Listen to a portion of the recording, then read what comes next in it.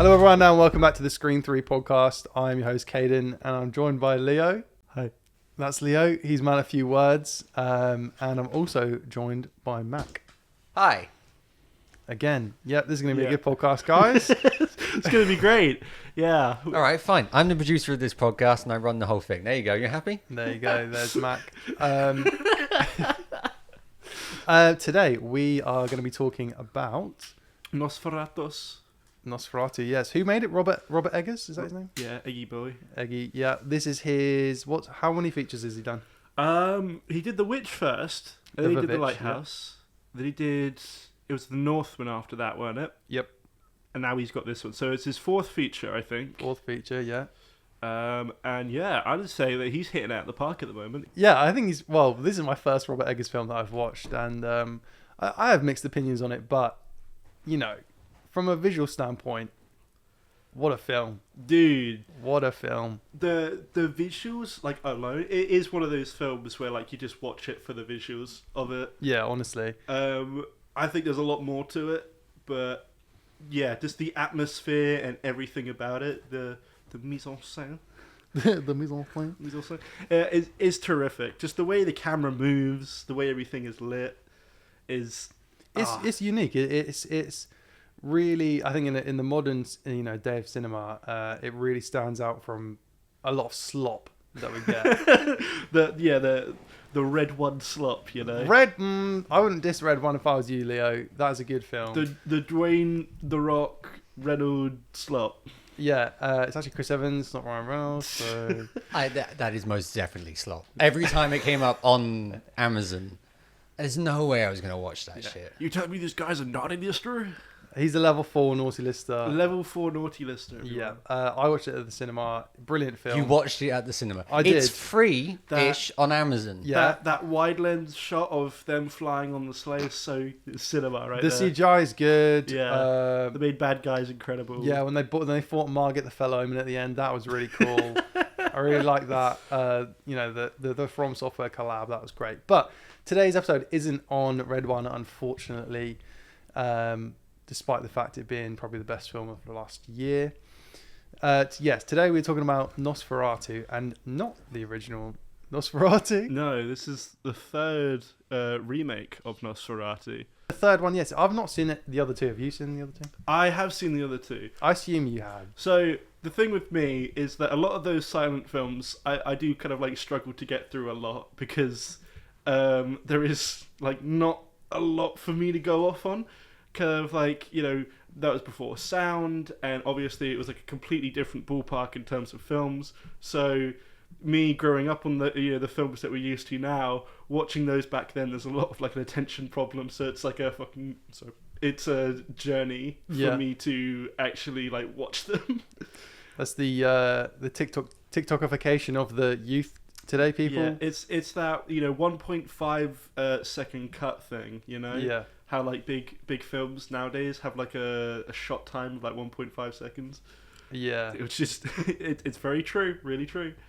But no, I watched the first one, which groundbreaking for the time, really amazing. It's also quite janky as hell. There's like shots of him riding a carriage, and it's like sped up by like 5 times, so it looks like TikTok cringe. Yeah. It's like some like Zoomer brain type stuff of just like sped up carriages. Yeah. And then the second one was made in the 70s by a man by the name of Werner Herzog. I've heard of him, yeah. Very acclaimed sort of German filmmaker. Very kind of like uses a lot of nature, and there's a lot more like romance in Nosferatu, the 70s remake. It kind of has that richness in it, which unlike this one. This one has there's no romance in this whatsoever. Yeah, see, I think it must have been you who told me that when you were talking to me about the film, you did mention that all the previous iterations, there is a big focus on the romance. Yeah. But this one, it does just sort of focus on, I don't know, it being a bit gross. Yeah, death. Yeah. It's all full on with it. It's kind of like this is dark. This is kind of like very atmospheric, gloomy, disgusting. Tragedy, all of the big negative things all into one, and has a big kind of like massive, almost operatic sort of sense about it. Yeah, I think that leads me into my first point about the film. I really do enjoy the first sort of hour and 15 maybe, Yeah, and the whole vibe that sets up. I it just gets right into it. Like that opening sequence, I love that opening sequence. yeah, Because I think that scene is not in any other iteration of Dracula or Nosferatu. It's its own kind of like unique take on it. It's like this opening kind of sets the angle they're going for and the kind of tone it's going for, which I love. Before we go any further, okay, I have not seen the film. Tell me everything about the film. It's like a good starting point to get. Try and sell me the film. Go. Okay, it really is kind of like the classic Dracula story of, in the original, it's Jonathan. That's actually something I did not really remember the names quite well. I think it was like Thomas was Nicholas Holt's character. yeah.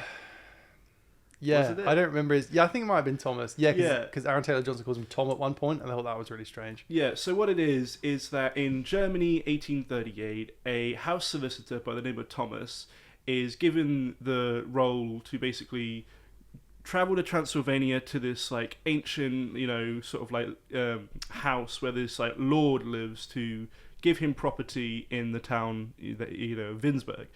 And there's a bit more at play. This kind of lord, this count, has ulterior motives, and he actually turns out, wouldn't you know it, to be Nosferatu, the vampire. And kind of what transpires is the vampire's kind of like power reaching over the city and kind of wreaking havoc on its people, and Thomas and other characters have to try and stop this creature. I mean, putting it down on paper, it seems quite simple. But the meat of it is just the experience of it. Like, just so many sequences are gold, I think, not because of what's going on, but because of how it's going on. Like that whole sequence of him entering the castle is like, I love that. It's great. And is the remaster needed? Is this something that was you feel like is needed, or was it a cash grab to try and keep the IP? No, definitely not. I think something like Nosferatu is public domain, isn't it? Yeah, well, because the original came out over 100 years ago. So. Yeah, and the reason that one got created, because that was actually meant to be a Dracula story with Dracula's name, kind of like Van Helsing included, everything. But because it wasn't public domain in Germany, they needed to get the rights from Bram Stoker's wife, who didn't give them the rights. And so they made the film. Instead, they changed everything. So, and by changed everything, it was like they changed the words around a little bit. Mm-hmm. Like in the book and in the different films, Dracula is described as a creature of the night. In the Nosferatu film, they say he is the night.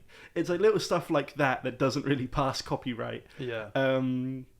So what Bram Stoker's wife did was, sue them. She won. They were meant to destroy every single copy of this film, but a version made it to America where Dracula is public domain, and the rest is history.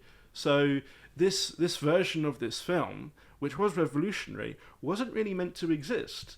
And since then, it's kind of gone to like revolutionize sort of like vampire films, horror films in total. It's kind of one of the cornerstones of the whole horror genre. And I think having it kind of done through the modern lens, because it was done back in the 70s, which sort of like reflected the landscape that like a lot of films in Hollywood was going through that time. It was a big change. This wasn't sort of like the studio films people were used to. It was European. It was kind of like off the cuff. It was very sort of like emotional. And then you have these films, which is about kind of like the stylized, so the filmmaker's staple on it. And kind of like trying things that are different within the studio setting, and I think it very much reflects a lot of how film is at the moment. Yeah, I honestly, I think it does like set itself apart from the original, and then I haven't seen the 70s remake, but I assume it does set itself apart. But yeah, I do think this new one, it doesn't feel at all like a cash grab. It's not like a Disney. It is very much its own thing, and it just happens to use a story that was written over 100 years ago. Yeah, I mean, you can still feel the beats of like Dracula and Nosferatu's original story in this, but I think they do enough to change it.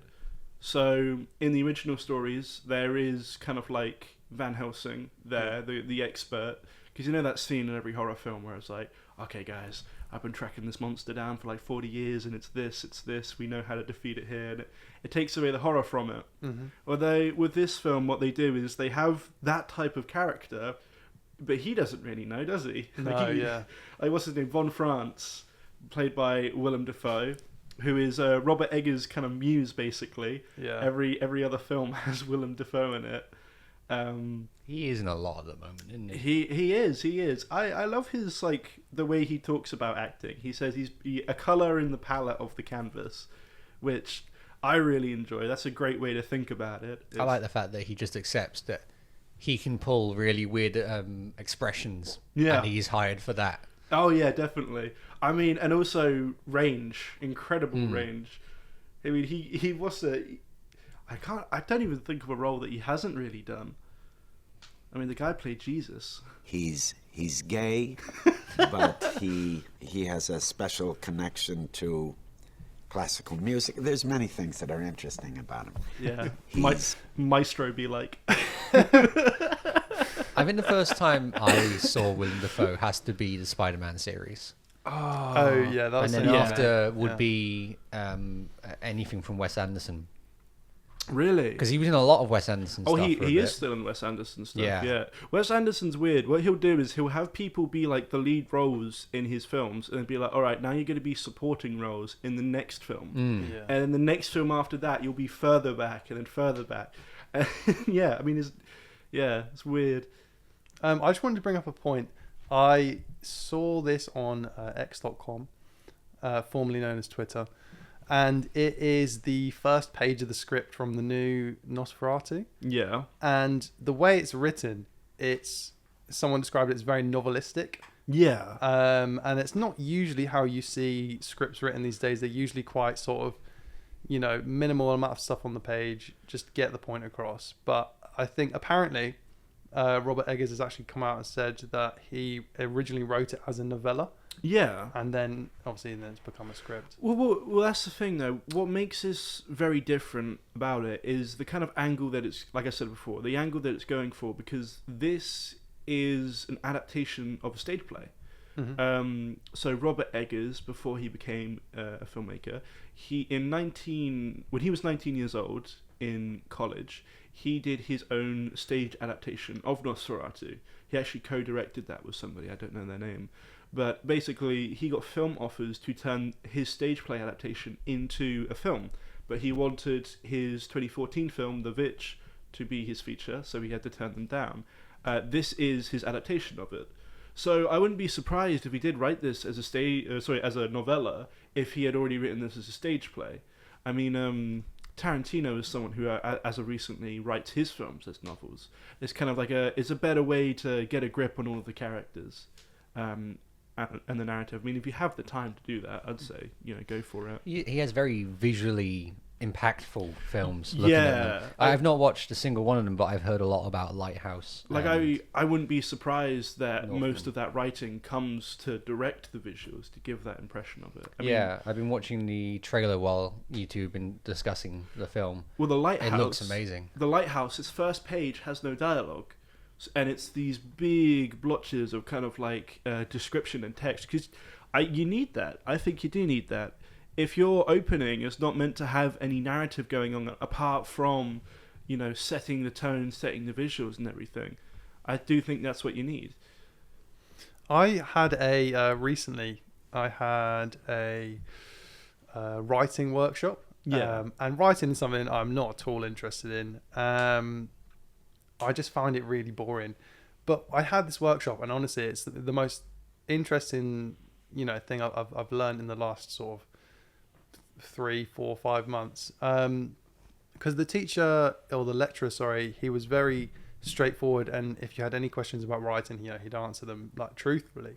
And he had a lot of opinions. He had his own way a lot of the time, where he's just like, it's a page a minute. And he's like, absolutely never ask your actors to talk quicker. And I was like, Aaron Sorkin, is on the phone. But I don't know. I found it really interesting that because he was going over people's scripts that they'd written 1-page scripts, and he was sort of like script editing them, but he went about it in a really interesting way where he'd include he'd sort of like change the way they'd written it, because they'd written it sort of more descriptive and novelistic, and he'd sort of chop it up in a way where it's very like straight to the point, and it like gets rid of a lot of like trims a lot of the fat. Yeah. I think in a way that works, but at the same time he was sort of getting rid of a lot of the stuff that I think would influence the film in different ways. Yeah, I know exactly what you mean. We kind of like learnt about that as well. Is like, you don't want to just say like, oh, men in suits eat dinner at a table. Yeah. It's kind of like, that's plain, it's just there. So it's kind of like, you got to bust out that thesaurus, you know? Yeah, absolutely. You got to kind of like use these words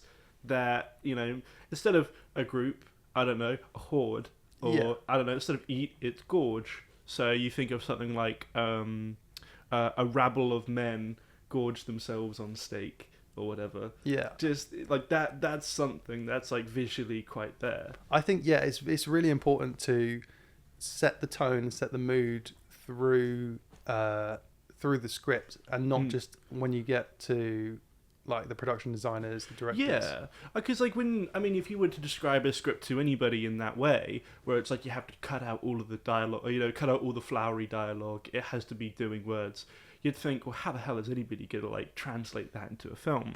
And then you see like a really good script and you're like, oh, that's how it's done. Mm-hmm. It's that they use the language and every opportunity they can to imply the description of things, imply like the way you're meant to feel. And I do think that works. I mean, you know, Nosferatu and Robert Eggers, his whole filmography, I think a lot of focus is on the actual visual style of things. It's very interesting because I think above all, he's someone who has a style that he pushes further than just making it look that way. He changes the filmmaking, the set design, the costume design, and even the dialogue to fit this style, which some people say is historically accurate.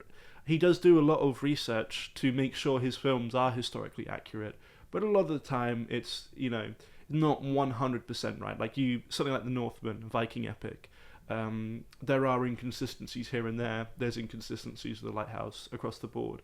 It's meant to create that image as much as it can, the authenticity of it, where you do 100% believe it. Because someone like Anna Taylor-Joy, you look at her and you think, I can't imagine her in like, you know, period drama or anything. Yeah. So all of this kind of production design, set design, the look of things, the dialogue of things, it really masks that up. So when you see her in The Witch, you're just like, this is exactly who I'm thinking of. Like, this person, I can't imagine her in the modern day. This is, you know. Yeah. I think it was an interesting one, casting Lily Rose Depp as Ellen. Because she was meant to be played by Anna Taylor-Joy. Oh, really? Yeah. Which is she related to? Okay. Yeah, it's his daughter. But I just want to take the first page of the script, and we'll continue to talk about her casting in a minute. But it goes. I'm skipping a little bit, but it says, the crying continues in the darkness of a child's ornate bedroom. The tears come from a pretty teenage girl, white skin, black hair, and enormous elfin eyes. Her name is Ellen. There is something supernatural and compelling about her. She moves to the edge of the bed and clasps her hands together in fervent prayer, and then she says a line. But I think even that really, you can really visualize Lily Rose Depp's character. Yeah. She's sort of she's got such a unique face, and yeah, I can see why Anya Taylor-Joy would also be sort of considered for that role, because they do both. There's something different about them. They do look out of place in that sort of film, and that's what they're sort of going for. Yeah, and that's a lot with Robert Eggers' casting, is he will really kind of like pick the strange sort of people.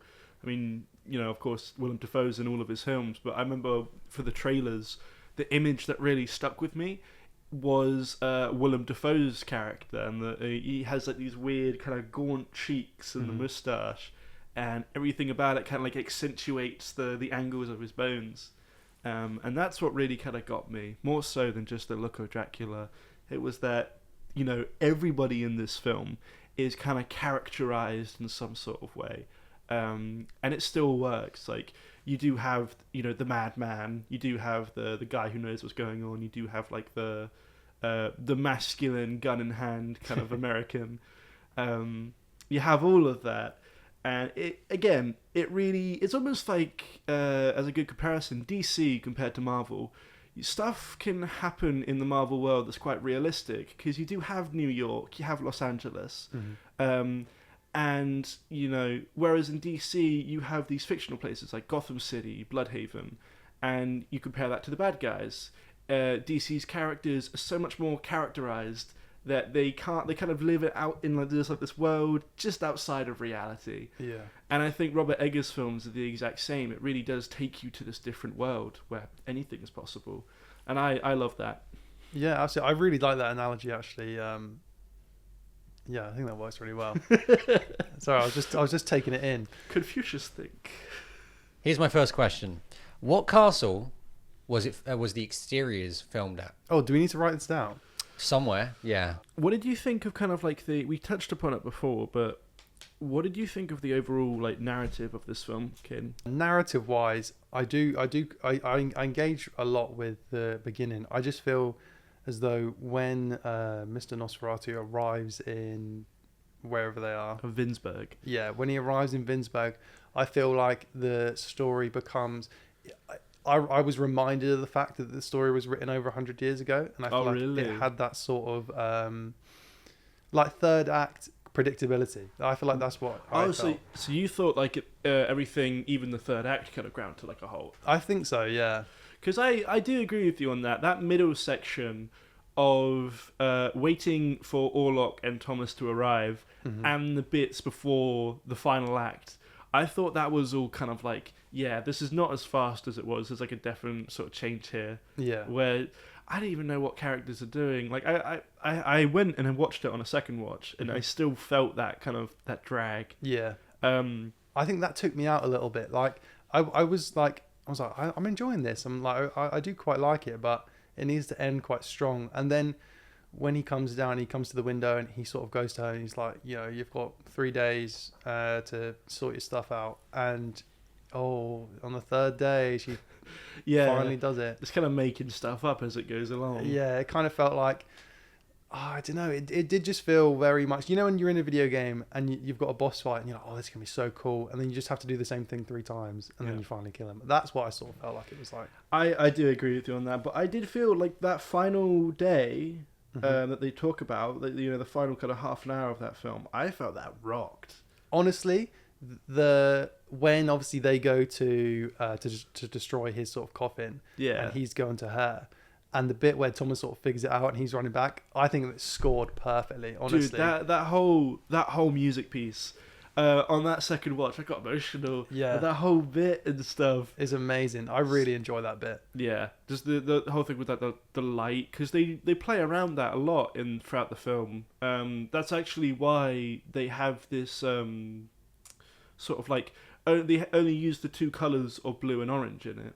So the way they filmed this was they had filters over the lenses to take out certain colors. So with this, they took out green. I think there's only 2 shots in this whole film that have green in them. So it's only warm colours and cold colours.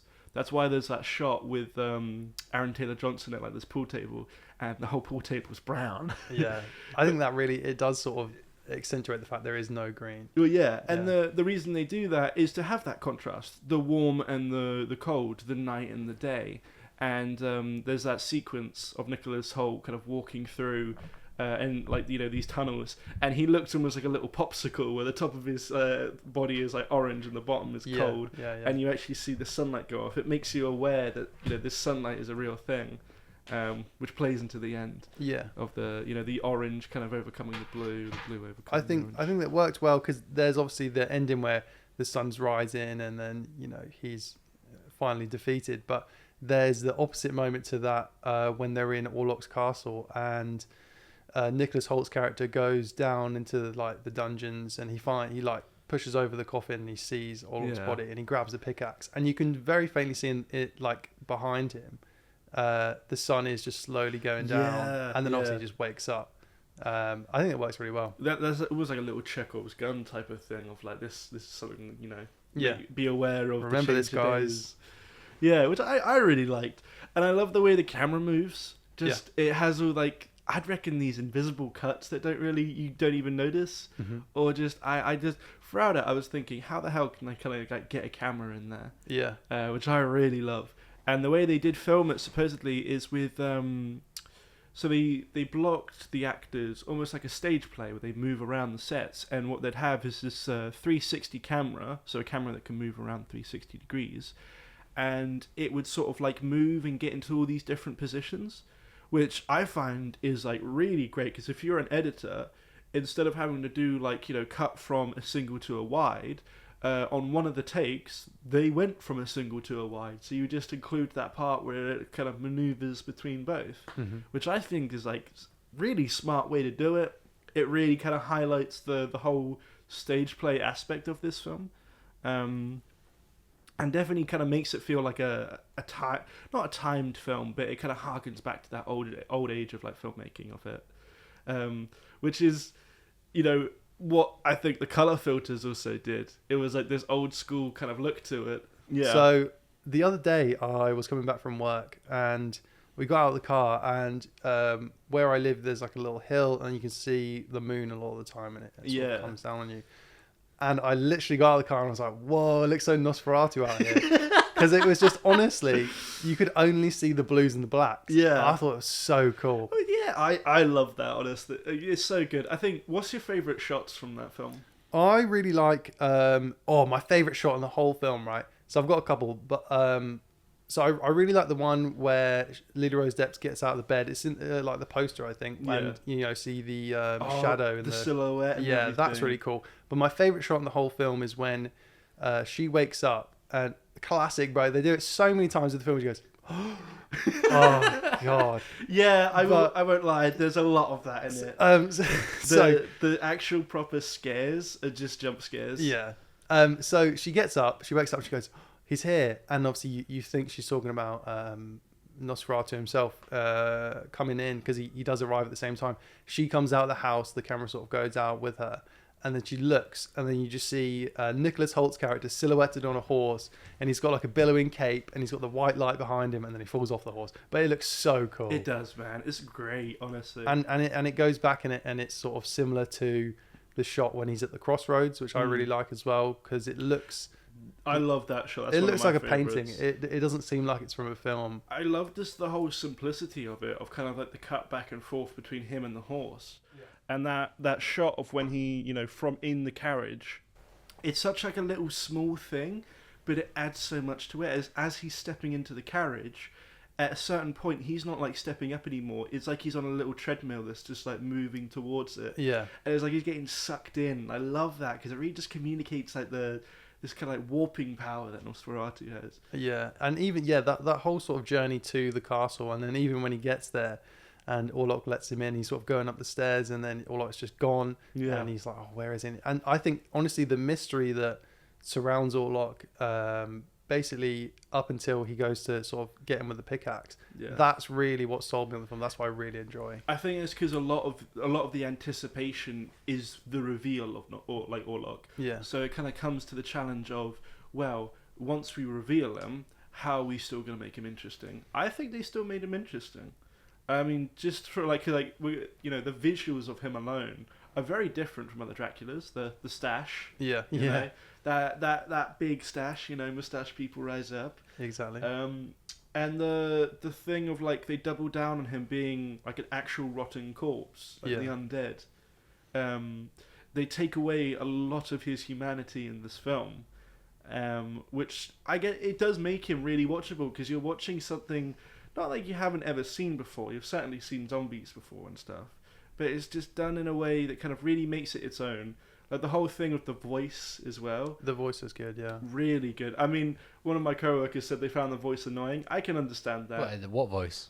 It's the so it's so strange. It is like like a dead body trying to like inhale every single time they talk and then talking again.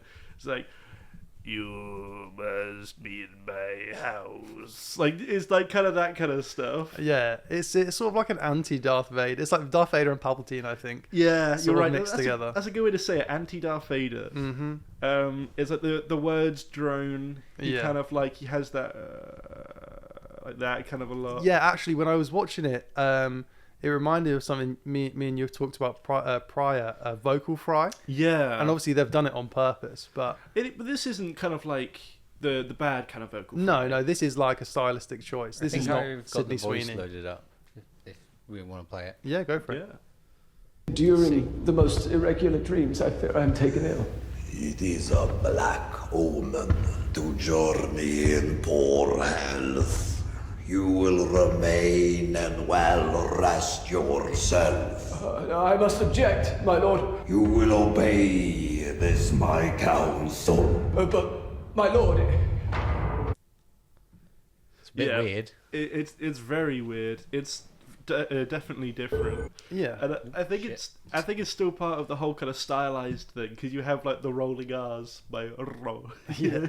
I couldn't understand the beginning of his sentence at all. After Yeah. a while, I got used to his voice and started to understand what he was saying, though. I think that's like certainly something that you could say about the whole dialogue of the whole film. It's certainly it has the whole period language really down. I mean, it does take place in Germany. How come no one's speaking German? Okay. Yeah, nice, pristine, Queen's English accent. Yeah, but- exactly. I'm fine with that. I don't want to be reading subtitles the entire time, and I can already hear people shouting back at me. But Inglourious Bastards did that. did they? Yeah, 20% of that film is in English. Oh, damn. I've never seen it. Yeah, that's Oh, okay. You know who would have something to say about that? Harry. Harry absolutely loves Tarantino, and does the and he He can make it. does, yeah. That is my favorite film of his, though, Inglourious Bastards. Yeah. No, I'm not sharing my opinion. I'll have Harry shouting at me. But no, I found on a second watch of Nosferatu, I got a lot more of the story and the characters, and I think these characters are really well written. They, like I said, they take the whole stereotypes within this story and they give them 3 dimensions of this is what people would look like humans would look like under that pressure, under that strain. Like Nicholas Hoult in this, I Nicholas found Hoult, yeah. like amazing. I think he's brilliant because he is just everything you want from a character. Because you're like, all the time with horror films, what annoys me the most is when people just make the wrong decisions when they don't need to. Yeah. Whereas Nicholas Hoult, he will make a wrong decision and he'll be like, oh, I need to get out of here as quick as possible. I'm diving out the window. There was a film I watched recently where they actually made all of the decisions. It was Nope. Oh no! Oh, yeah. I watched Nope finally, and he made all of the right decisions, and it made me love that film immediately. Yeah. Well, that's the whole thing, isn't it? In Nope. Well, I don't want to get into Nope too much, but obviously they see the alien, they see Jean Jacket, and they're like, nope, Yeah. They're just like, I'm getting out of here. screw this. Yeah. But I mean, yeah, like that whole bit of Nicholas Hoult at the chair when he sees him coming over and he's like Yeah. freaking out and stuff. It's like that is how you react when something like that is happening. Yeah. Which I love, and I think Aaron Taylor Johnson's character, I really surprisingly loved him Yeah. in that. He was such a very different type of character than the classic American sort of person would be. And I felt really, really bad for him by the end of it. Yeah, honestly, because he does just sort of he gets thrown into it. He has to look after Lily Rose Depp's character, Yeah. and then he just has his whole world destroyed. Yeah, very much so. I mean, Willem Dafoe's so great in this because unlike every other Van Helsing character, he does the one thing that not any character does in this, is that he actually sees her as the person that can solve everything. Yeah. It's like this person is much more experienced than anybody else here, whereas everybody else who's like scientists and doctors, they're just like, oh, these conniptions are caused by menstrual cycles. It's sort of like, yeah, and he has like that raw ass line where it's like, if we must tame evil, we must first admit it exists or something. Yeah, yeah. Which is crazy. He's got a pretty based character, I must admit. Exactly. Yeah. I think I do really like the way. I don't know if it's the final time you see him. It's when, obviously, they've gone to the coffin. Yeah. And Nicholas Hoult realizes like, oh, I need to run back. And Yeah. And then Willem Dafoe sort of just like takes it all in. He burns Yeah, everything. he goes full on. He goes crazy. He's so over exaggerated in this film, and I absolutely love it. I think it really works. Yeah, I don't think there is under exaggerated for him. I don't think it's even an option. Well, it's something to actually be surprised by with Robert Eggers' career, but there is tones of comedy a lot of the time. I mean, The Lighthouse, believe it or not, has fart comedy in it. Does it really? It does. It's fantastic the way that it's done. I mean, even The Northman has like bits of comedy. And, you know, I think it was the director of Birdman and The Revenant, Alejandro Inarritu. He said something, I can't remember exactly what it was, but that he doesn't trust filmmakers who don't have like a full grasp of the human kind of emotions. So something like Christopher Nolan, his films are always serious, but when has a character ever cracked a joke in that film and it actually be intentionally funny? Whereas you see someone like Scorsese's films, they have it all. They have kind of the sadness, the horror, the comedy, the tragedy. It's like, you know, being able to, you could see that as like the work of a good director because they are able to do it all. I'm not saying Christopher Nolan is bad. I just want to try and see him do a little bit of like comedy every now and then. Personally, I think there's too much comedy at the moment in a lot of films we watch. I kind of blame Avengers and all that for adding this for comedy. I think that is like about the tone of the comedy. Marvel scuffed sort of like certain comedy for like a long time. You know that he's right behind me, isn't he? Yeah. It's just ugh. But I mean, within this film, it works. I think it works. I fully agree. I think it depends on the type of film you're making. Like I will laugh at scenes with excessive amount of gore just because I think it's ridiculous at that point and it's funny. Yeah, that's exactly what Django Unchained was about at the end. Yeah. I like that one. That's a good one. You hear me, Harry? I like that one. I mean, what did you think of Lily Rose Depp in this? What did you think about Lily Rose Depp in this? Well, I think I was quite surprised by her performance because going into it, I don't think I've ever seen her in anything. I don't think I've ever seen her in anything. I've seen clips and heard of The Idol. Yeah. And haven't heard great things about that. Yeah. But going into it, I was like, yeah, I don't know. And I also thought, because you've mentioned this before, I don't think that she looks like she could be in that sort of time period. You've said you don't think she could play a poor person. Yeah, well, she wasn't poor in the film, but still. Mean, you can't imagine her from 200 years ago. Yeah. Right? Yeah, but I think because she's supposed to be this sort of weird character that is out of place, it does work. Yeah, that really surprised me. But I think her performance is good. There's some points that I'm like, you know, it could be improved. But I think that's because she's surrounded by such amazing actors that you can sort of point out the bits where it's not so good. But still, it is good. I think the thing about Robert Eggers is that, you know, above all, he's an actor's director. So he uses all these tools in order to heighten the performance. So, you know, he works with the actors most of all. He has like the filmmaking and the camera work to kind of like focus in on the actors and focus in on their characters. And I mean, I think it must have been the way they did it. They must have known Lily Rose Depp's face, because there are just some of these costumes that solely work because of the shape of her head. Yeah. It's like really weird. Like there's like this bonnet that she wears that like is like only someone like with that head shape could probably pull that off. And it's like not the only times that happens. I mean, like Willem Dafoe's character, he has these sort of garbs and headpieces that work because of the way Willem Dafoe looks. You can really tell everyone was all on the same page when making this film. Yeah. All just to make the characters as best as they can be. Like I think Robert Eggers is at his best when it's characters actually talking to each other in a room, which, you know, is why my favourite scene in this is the one where Lily Rose Depp and Nicholas Hoult just go crazy in that room where, like, you know, she like tears like a corset off. Like, that was mental, man. Yeah, it is cool. Yeah, hang on, no, I won't mention that. I know, I was going to mention Ryan talking about, he said try not to fall in love with a Lily Rose Depp challenge. Brother. But, you know, that wasn't for me. That was an interesting comment from Ryan. Yeah, Ryan, who, yeah. Yeah. We'll get Ryan on at some point. We'll get Ryan on at some point. He can defend himself. Exactly. Yeah. Skinhead Ryan with his iconic dual-wield pistols in the field.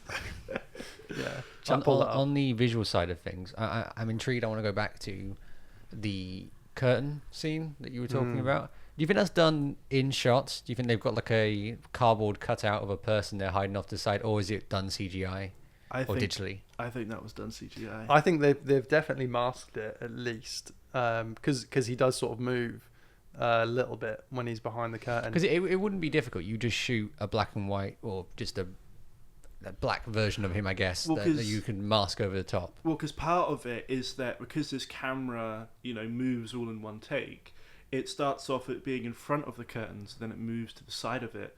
There is still that silhouette at the front and then at the side, so you actually do see like almost like a like a certain angle of like this silhouette kind of move around, which I think really just sort of sells it. It's like it's the above and beyond about this film visually and by a technical standpoint. I think is great, but I do agree, like narratively, it still kind of sticks to the old story. Yeah, like you said, it kind of feels like from something 200 years ago. I think it's something that The Green Knight. Well, I don't know if you've seen that film with Dev Patel in. I haven't seen it. I do really want to watch it. Mac, did you watch it recently? Yes, I did. Yeah. I watched it. Yeah. It has that same sort of style where you feel like it's a direct, like, rip from the textbook adaptation, where stuff happens because that's what the textbook said happened. I will say with that movie, it looked amazing. I loved every scene visually. Yeah, so I watched that film and I wasn't grasped by the story that much. And I have to admit, I mainly watched it for the actor, and because I've spent so much time on Pinterest seeing the motion graphics for it, of the crown spinning. And it's that looks so cool. Visually brilliant. It's a great film. And I didn't even recognize the actor who plays the Wood Knight. Was that Joel Edgerton? How do you know these names off by heart? I think it's Joel Edgerton. I hope it is. I've been trying to watch it for a while, but I just haven't got around to it. I was having a problem with trying to watch it, that every time I tried to watch it, Amazon accused me of filming it. It wouldn't let me You know record what? If you do like The Green Knight, definitely check out David Lowery's previous film, A Ghost Story. That's certain. Story. Yeah, A Ghost Story. Guillermo del Toro calls it one of the best ghost stories he's seen. Oh, really? Yeah. It's a really, really good film about kind of like the cosmos and stuff. Yeah. Ralph Idson, it plays the Green Knight. Oh, Ralph Inson. Yeah. Oh, you know what's funny about that? Oh, Ethan was telling me about him. Who is that? Oh, he's like in He's Irish everything actor. British. He's in Game of Thrones and stuff. He's voicing Galactus. He was in. Is he in Nosferatu as well? He's in The Witch. He is. Yeah, he is. Is he the Doctor? He is. Oh, right. Because You know the guy with the extremely deep voice who's coming. He's in The Witch as well. Right. Okay. Yeah, he's a Robert Eggers familiar. Because Ethan was telling me about he voiced Galactus, and He then is. I was like, oh, okay. I don't know who that is. You don't know who Galactus is? And he goes and he pulls out his like all his films, and I was like, yep, never seen that, never seen that, never seen that. And obviously now I've seen Nosferatu. I know who he is. First time I saw him cool, was in He is in Game of Sherlock. Thrones, right? Oh no, he's in Peaky Blinders. I might have seen him in that before. It was either Sherlock or Peaky Oh Blinders. yeah, he's who is that character? He's with Who is that? Who's in Harry Potter? Theon Greyjoy. Oh, IT Crowd. That would be the first time I saw him. There. Nice. Yeah, he gets around. He gets around. Yeah, a lot of other British actors that are in this. There is. Can you just quickly search up the cast for Nosferatu? Because there is one guy in this. I have it already open. British actor Simon McBurney. He usually plays like really snobby roles. Mm-hmm. In this, he is insane. He's crazy. Simon. Oh yeah. Yeah, it's like all these other roles I've seen him in. Oh He's yeah. he's like really snooty. Really kind of like what's it? Very like uppity kind of style, like very posh. Yeah. In this, he is just like Igor, kind of like jaunting around the street. Yeah. It's crazy. He was an interesting character. Yeah. Is he a character that is from like the original story? Yeah, he is. He's in Utopia. The whole aspect of kind of everything is like maliciously against the main characters, as in like most aspects of the story. Yeah. He isn't in the 70s one, I don't think, Oh, surprisingly. right, okay. There still is the not Romanian, but like the nomad sort of village in the originals, but in the is it the 27 or 22nd? I can't. 1922 version, I think. There's like a hyena in it that's meant to be like a wolf. Okay. Nice. Yeah, which is weird. Which actually brings me back to the other thing. They used real animals in this. Oh, really? So real wolves. Yeah. They used like the real horse. Turns out the horse was real.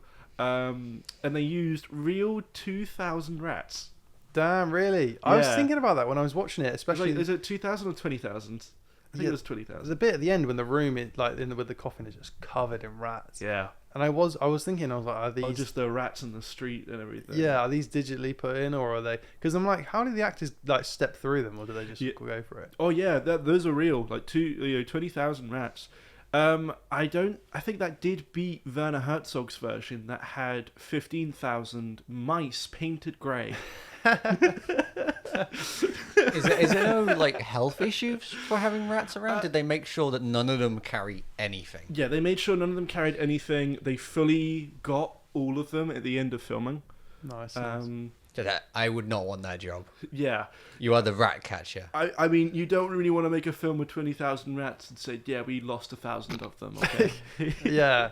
I think RSPCA would be on you quite a bit. This castle that we used to film in now infested with rats. Exactly. We can't film there again. Well, it's very interesting because the castle, the exteriors of it, I'm just like spitting out facts here at this point. Yeah. The exterior of it, that was the castle that inspired Bram Stoker to write the original Dracula story. Holy shit! David Lynch is dead. Oh, I saw that What? trended on Twitter. I saw his name trended Oh on my Twitter. god! Yeah, no wonder. My friend sent me like a message about it. I think. I was just searching. Oh my god! yeah.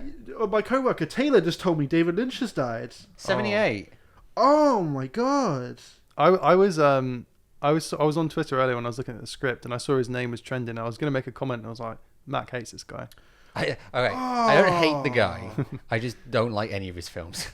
Any of them. Oh my god, man! That is a shame. Oh, rip. Although I will never watch his version of Dune again. I did not like that. But Yeah, kick a man while he's down, Mac. he's dead. Oh god. I'm just looking at the quotes about what people are saying. There was a big hole in the world, and now he's no longer with us. The post said. But as he would say, keep your eye on the donut and not on the hole. It's a beautiful day with golden sunshine and blue skies all the way. Well, now we've got a famous point that we can call back to on our episodes. Yeah. Oh my Midway god. recording and David Lynch dies. Yeah, shame. He had like He had nice hair. he did. You know what? Yeah. 78. That Good skin, age. that skincare routine. You know, we've got to leave him like underground for like a few years and dig him up and see how his That hair just is. broke 14 minutes ago, apparently. Damn. Oh my god, bro. He was working rip. on a stop motion film as well. Oh, really? Do you reckon anyone will finish it? Definitely. Yeah. It was called Snoot World. I hope I don't know. You can't. David Lynch is one of those people where like anything he does is him. Like you can't recreate David Lynch. No, he is a one of a kind, isn't he? Yeah, I think one of a kind in the best sense possible. Like just his films are so different, unlike anything. Like his most normal film is still really different. I can't. Cleveland I don't think show. I've ever watched Twin Peaks. That is Twin Peaks is like one of the best TV shows ever made. I think it has the most likable character in any TV show ever made. He's like infectious from just how much you like him, and they use that to the best of his ability. It's great. He makes made a lot of stuff. Yeah, like the Cleveland show. That's what I'm now looking at. The first thing that I watched, He's in the Cleveland. He's in Family Guy as well. he wrote a short Nice. for PlayStation 2. Yeah.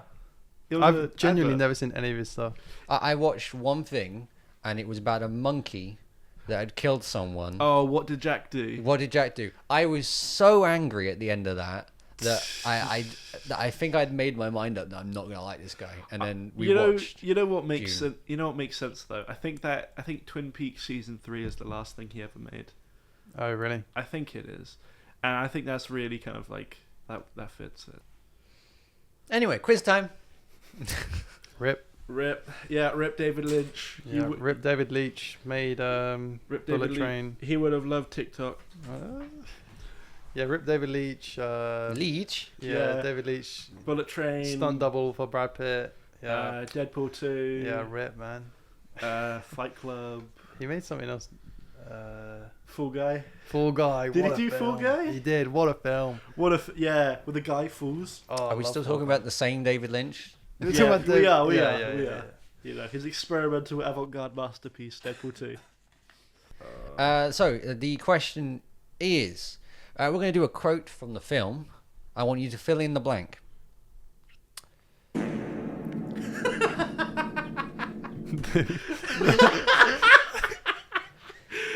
Fuck's sake. That's my one. It was a bad idea to let you have Bluetooth connection to this roadcaster.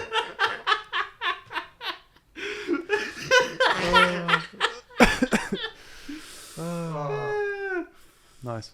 Anyway. You got to fill in the blanks, and this is a quote section. So, here we go. Professor, my blank grows darker. Does evil come from within us or from beyond? Okay. What is that bit that is blank? And we're going to need to wrap up soon, so we could do another question right here. Okay, that's fair. I have no idea the answer to that question. Go on, next one. And the third question is, what is its rating on IMDb? Ooh. Out of 10. Ooh, I think it's going to surprise people. I'm going to go for... Whose phone is not on silent? My bad. Are they calling you about David Lynch's death? No, my father just asked if I'd seen the Daredevil trailer. He does not care about David Lynch. Didn't that come out yesterday? Yeah. It did. It doesn't... Okay. Word doesn't travel fast on these parts. Yeah. Should we get straight into the quiz then, or do you want to talk about any more? Is there anything else you want to say? Because I think I've said everything. Oh god, it's just kind of like I wanted to talk about the whole aspect of the sexual assault sort of themes throughout this film. Yeah, go for it. Wow, what a topic to end Because on. I think that it's a really sort of like thing that hasn't really been like, I haven't heard too many people kind of talk about it, but I think that it is there. It's really prominent about it. I think it's what sets this adaptation apart from all the others. It's the kind of like the way that it's portrayed and the way it's sort of used with Nosferatu's character, where it like makes him a lot more monstrous. It recontextualizes sort of like other Dracula and vampire stories, and it also kind of emasculates the other characters. The opening of the film is Lily Rose Depp's character, in what she explains that she was in such like a lonely and vulnerable place where she reached out for anything, which Nosferatu is kind of like, he's there. He kind of like supposed to be like, yeah, I'll be there for you. We'll be forever like together, and you'll never be alone. And lulls her into like this false sense of security, which you actually see in the film, and it's sort of like portrayed as like this erotic thing with her kind of moaning. Mimicking sex, and then that's when it turns violent. He grabs her throat. You see him, all bloody, really quickly, and then she kind of like shaking, convulsing. It's assault in that way. I mean, even if it wasn't sexual, it is like he's attacking her. And a lot of her scenes where she kind of has these like fits and conniptions, her legs are kind of like spread. She's sort of like writhing on the bed. It has that sexual quality to it. Not in a positive way, in a way where he is kind of like taking this from her. And I mean, at the very end of the film, even that whole bit of taking her life is seen as sexual. They have to like, bond together, kiss, she's naked. It's kind of like, yeah, that line that he says, I am appetite, nothing more. It kind of has that line of, he's going to destroy everything, but it's just like sexually what he takes from her is just like, he's just going to keep on taking. And Lily Rose Depp isn't the only character he assaults in this film. I mean, Nicholas Hoult, the very first scene you see kind of, Nosferatu, Count Orlok as he is, naked and bare, is in front of Nicholas Hoult.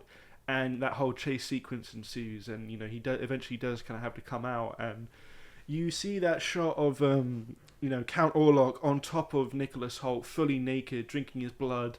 It's really guttural sounds, isn't it? Yeah. And, having him kind of be in that naked sort of thing and, slurping it down, it has that sort of, like, very sexual nature to it. And and Nicholas Hoult, either the scene before that, he wakes up and he sees those bite marks with the mirror, isn't he? Mm-hmm. It very much evokes to me like this happened without him knowing, this happened without his consent. I'm uncomfortable. Yeah, exactly.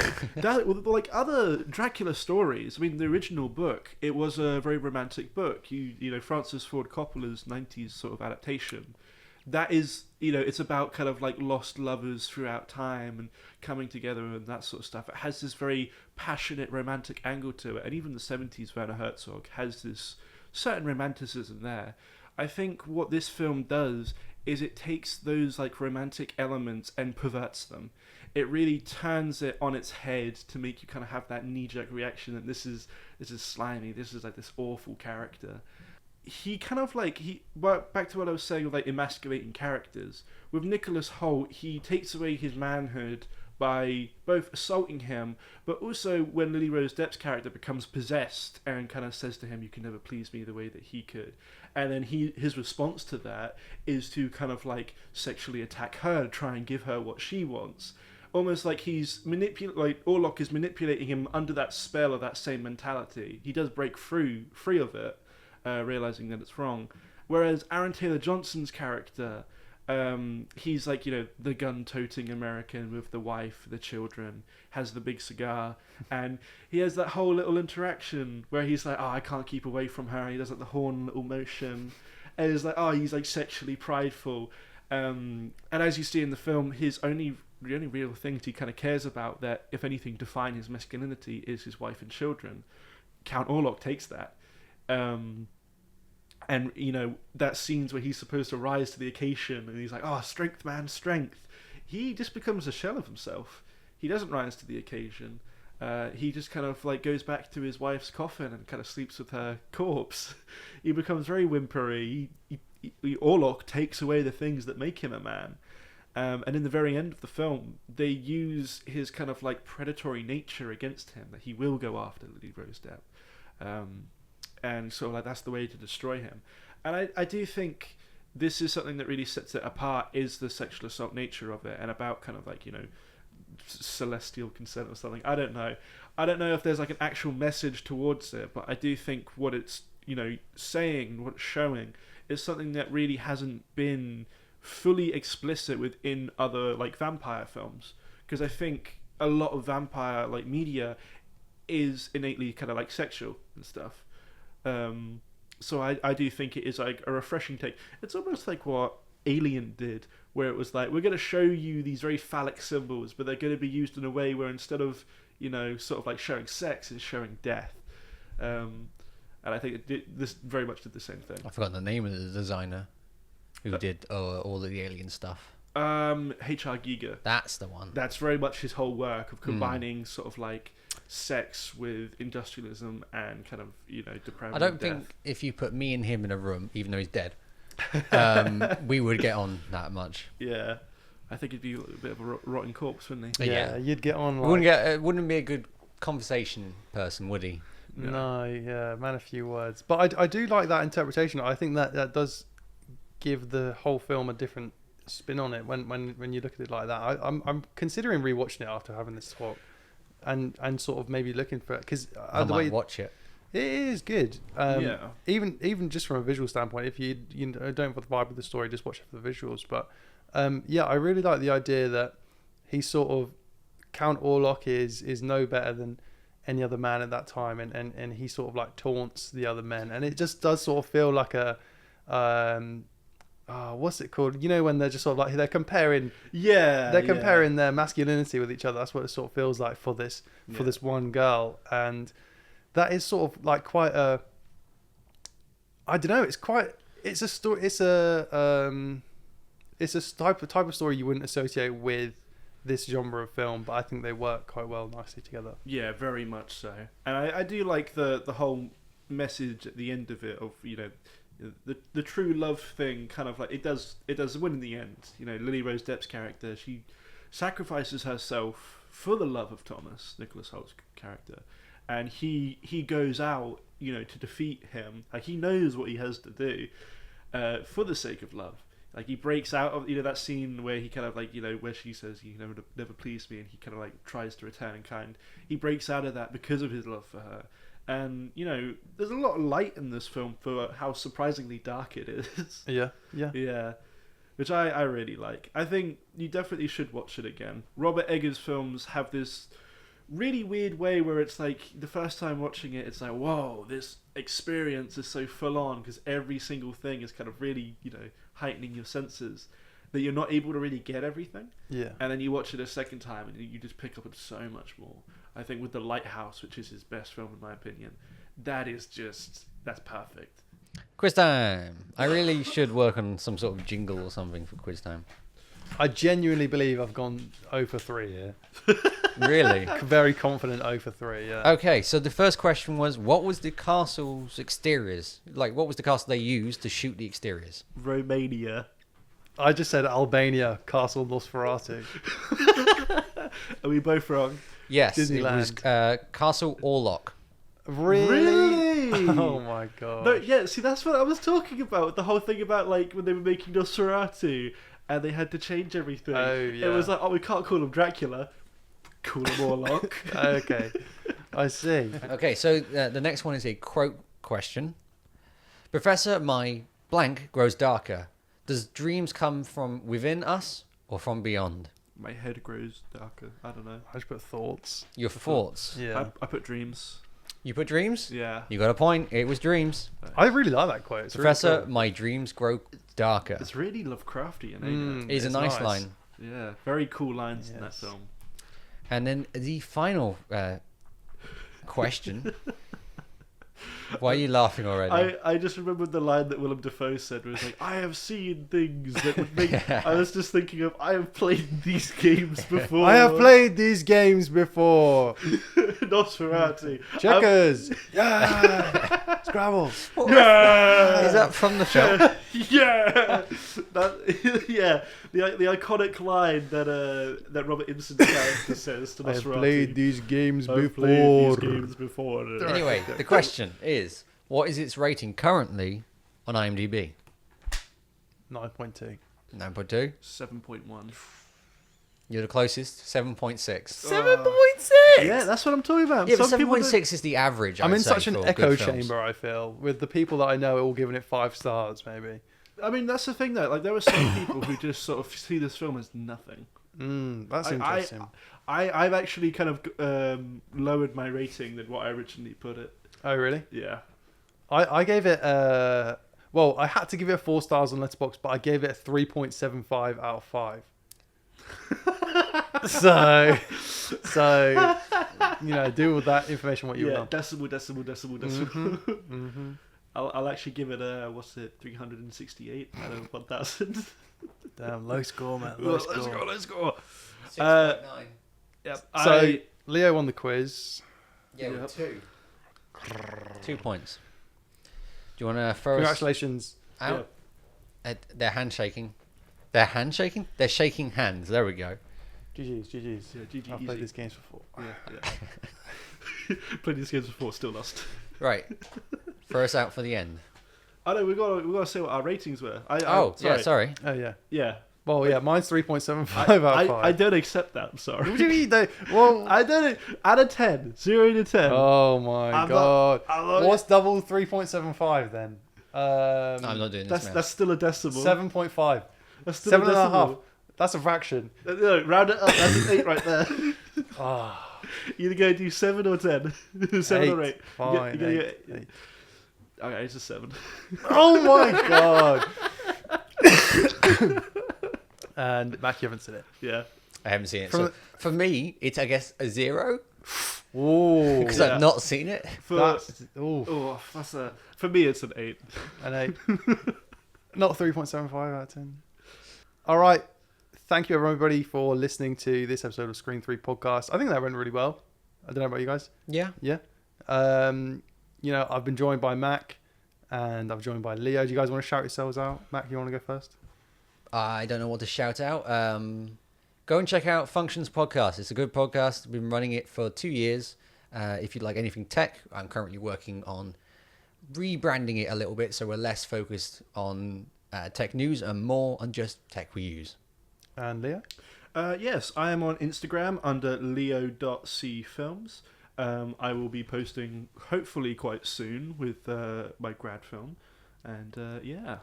Cool. And follow us on Instagram as well, at Press Red Podcast, I think it is. I haven't checked. I posted the fact that we're doing this on there not too long ago.